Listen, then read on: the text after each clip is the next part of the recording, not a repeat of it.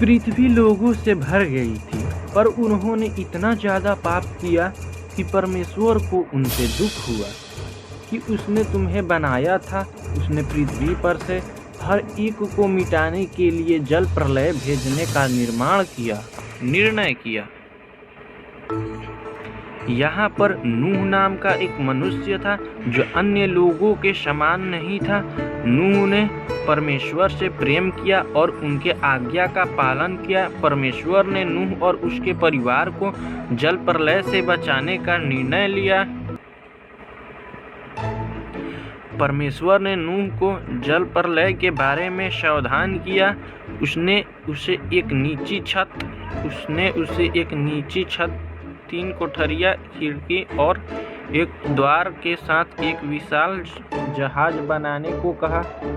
आज्ञाकारिता में नूह उसका निर्माण किया।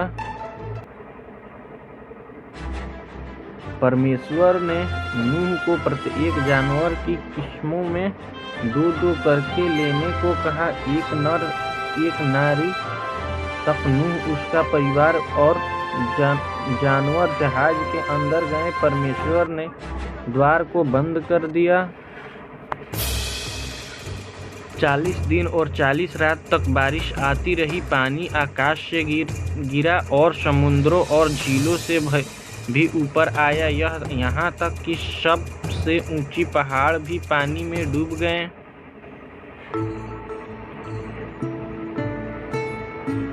इन सब के दौरान नूह, उसका परिवार और सभी जानवर बाढ़ के जल के ऊपर तैरते जहाज में सुरक्षित थे। परमेश्वर एक पल के लिए भी नूह को भूला नहीं था। परमेश्वर ने हवा चलाई, पानी सूखने लगा, जहाज अरारात पहाड़ पर ठहर गया। नूह ने एक कबूतर को भेजा। जब वो वापस नहीं आया तो वो जान गया कि अब सब सुरक्षित थे। जब पृथ्वी सूख गई, परमेश्वर ने उन्हें बाहर आने के लिए कहा।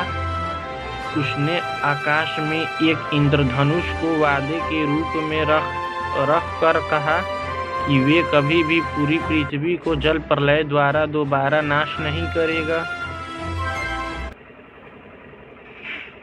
अब बच्चों, इस कहानी में इसका उत्तर क्या होगा? प्रश्न है, परमेश्वर ने एक धनुष को आकाश में वादा करके रखा कि वह कभी भी पूरी पृथ्वी को जल प्रलय द्वारा दोबारा नहीं करेगा। क्या ये सही है या गलत है? तो ये सही है। सही जवाब